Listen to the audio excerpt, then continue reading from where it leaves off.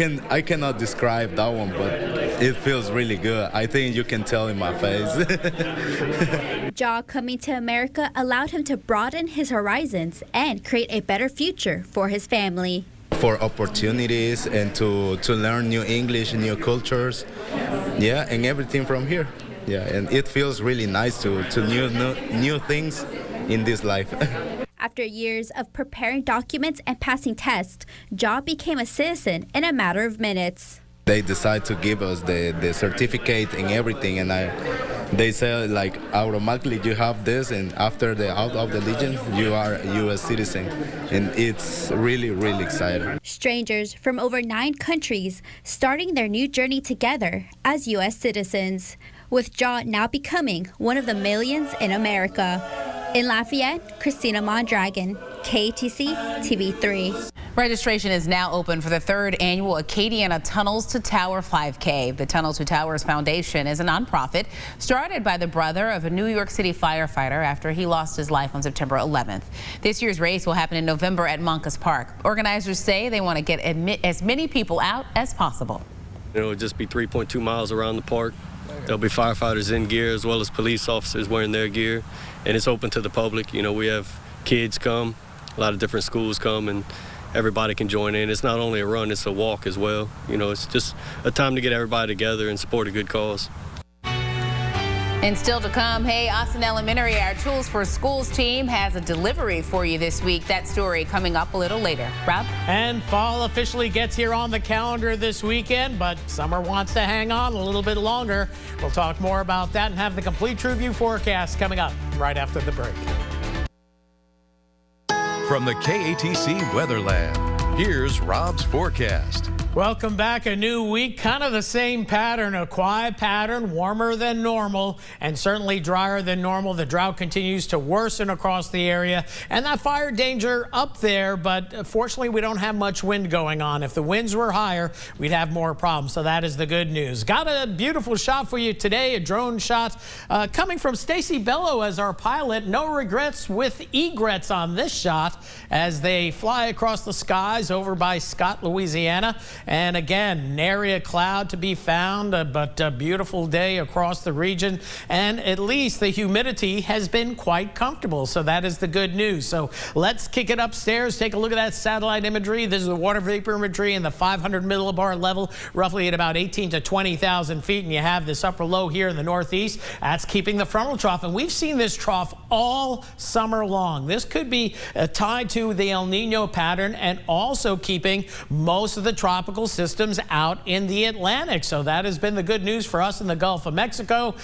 We have had the heat, we have the drought, but at least we haven't had tropical storms or hurricanes to deal with. Certainly good news, and we won't be dealing with any through the rest of this month. No promises as we get deeper into October, but you get past the 2nd or 3rd week of October, we start feeling pretty good about the hurricane season. So we'll keep our fingers crossed on that. As we look at what we call the sensible weather across the U.S., we do have some showers in the west, in the northeast, but notice how dry it is across Canada, much of the U.S. down to Mexico, and we're right in the middle. Not a whole lot going on across the area, but we'll show you Power Doppler 3 to let you know it's still working 24/7, 365 days a year. The only live radar in Acadiana. So let's take a look at the big picture as we get out into the tropics, and we have some systems that we're watching. One being a hurricane, another one a tropical wave that's coming off of the African coastline. Elsewhere, things have quieted down compared to last week, and we're getting late in the season for systems to be coming off the African coastline, but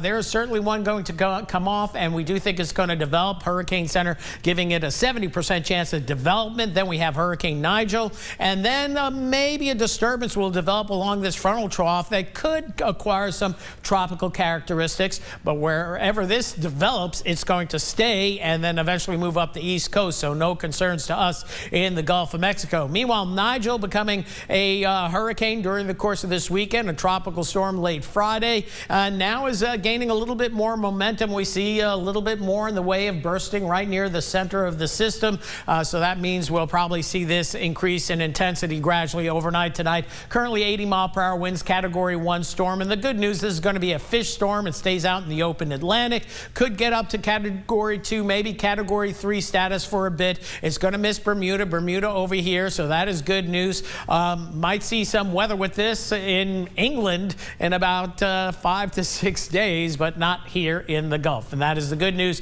And here's the big picture as we look at the Euro picking up Nigel, moving that system out to sea. We see some broad development or some sort of troughiness here along the southeast U.S. Notice lots of blue in our area. That means high and dry. And then potentially the next developing system, the next two names on the list will be Ophelia and Philippe. So we'll see if we have an Ophelia down the line. Too early to tell where this system is going to go. But right now, again, we don't see any issues for our part of the Gulf of Mexico. So overnight tonight, we get down into the mid-60s. It's going to be cooler to the north tomorrow, into the low to mid-90s. Tomorrow night, not quite as cool. We'll see temperatures closer to 70 degrees in Lafayette, but upper 60s northern portions of Acadiana. And then moving into Wednesday, just as hot as it will be for tomorrow. Temperatures tonight, how about this? Upper 50s, Oakdale, Alexandria, Bunkie perhaps. We'll go lower 60s for most of northern Acadiana. Mid-60s I-10 corridor, but a few degrees cooler in the outlying areas. And we'll say middle 60s for the coast as well. Then for tomorrow, a degree or two hotter than today. 93 the official high today. We'll go about 94 in Lafayette. So 93 to 94 degrees looks to be a good call pretty much everywhere across Acadiana. Maybe lower 90s down closer to the coast. So overnight tonight, 65 the overnight low. Very pleasant night ahead overall. Almost fall-like by tomorrow morning. So get out and enjoy that. And during the evening hours, pretty crescent harvest moon out there. It's a waxing harvest moon. So on the way to being full in about 10 or 12 days or so, we'll say. Then for tomorrow, after that cool start, another nice, and we'll call it quite warm. By this summer's metrics, 94 is just very warm. In fact, it's hotter than the average high you have in August and July. So nonetheless, we're still seeing plenty of those low to mid 90s. We got more of them and no mention of rain in the forecast. Might see a few showers Sunday, but I wouldn't get my hopes up too high on that. And remaining hotter and drier than normal as we head into next week. In fact, some of the models, the Euro and the GFS, are pushing temperatures closer to the upper 90s next Wednesday or Thursday. We'll temper that and go with mid 90s for now, but summer, and hopefully it'll change. Holding on. Gotta get into October before we see a front. I do not see a front quite yet, and that's still we go out 14 days with pretty good feeling that we know what we're talking about. No fronts yet. No. Maybe November. We'll see. Yeah. All right. Yeah. We'll wait. It's November. Thanks, Rob. Stay with us, everybody. We'll be right back.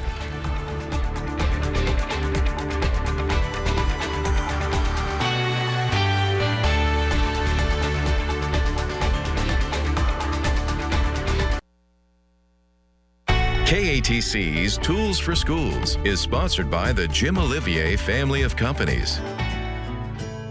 Tools for Schools is back on the road once again thanks to Jim Olivier's family of companies. Anna, where are we headed today? Today we're delivering supplies to Lafayette Parish. Line down, back to the top. So here at Austin Elementary, it's a very community-based school. All right, that was our letter A. Students are Gators, or safe, responsible, and respectful. My students are a huge part of my world. I give absolutely everything I have to my class, to my students, all day, every day. Pull it off first. Good job. Shout out to Miss Michelle Barra. She's our speech therapist. The person who nominated me for Tools for Schools for some colored ink. I have 8 students, and 6 of those students are nonverbal. So visuals are they play a huge role in my classroom. Everything is tied to a visual. And so I print, and it's not just black and white. Visuals, my students need the color. We have communication boards that I print out every week for our stories, and that's how my students communicate and answer questions with the story that we're going over. I also teach 2 communication words a week, and so along with that communication word, we learn the sign language. That symbol goes on my students' devices if it's not already there, and so we're printing out all of the letters and sounds, the pictures that correspond with that to go on the word wall. I'm really, really thankful for that. My students are really thankful for that because it's going to help them in the long run. So I really appreciate that. Thank you, Tools for Schools. Tools for Schools is now accepting nominations. If you're a staff member of the school you'd like to nominate, enter now at KATC.com/tools. You could get up to $500 in supplies for your school. Midnight is the deadline to buy your $25 Love Our Schools home giveaway tickets. Buyers now at loveourschoolsfoundation.org. You can also scan that QR code you see on the right of your screen.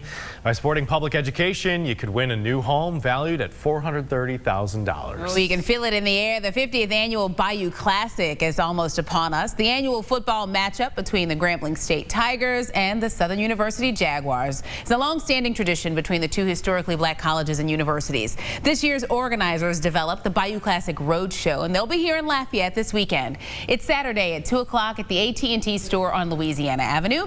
You can go there and experience the true spirit of the Bayou Classic. There'll be music, games, and giveaways. There'll also be a presentation and Bayou Classic football signing. The game is happening November 25th in the Superdome. The 80th annual Louisiana Sugarcane Festival begins Thursday night in downtown New Iberia. That's where you'll find local food, parades, rides, carnival games, and all things sweet to celebrate one of the state's sweetest commodities, sugarcane. Exciting things are coming to Crowley for the first time in 20 years. The historic Rice Theater in downtown is getting a facelift. I spoke with one Crowley resident who says he's excited to bring a new generation through these doors. I came here a few times when I was a kid, and now I'll be able to bring my grandkids back over here now. The Rice Theater has been a staple in the Crowley community for decades. Mayor Chad Moncho says the theater will get some much-needed renovations. You know, the air conditioners are 20 years old, so most of the air conditioners need to be changed. Sound and lighting upgrades, we need to upgrade the sound and lighting, and then, of course, the facade on the front. Government funding has made the more than $200,000 makeover possible. We are constantly improving downtown and improving quality of life here in Crowley, and we want our citizens and our community to be very much have pride in our downtown area. These improvements will hopefully be finished by next year's Kids Day.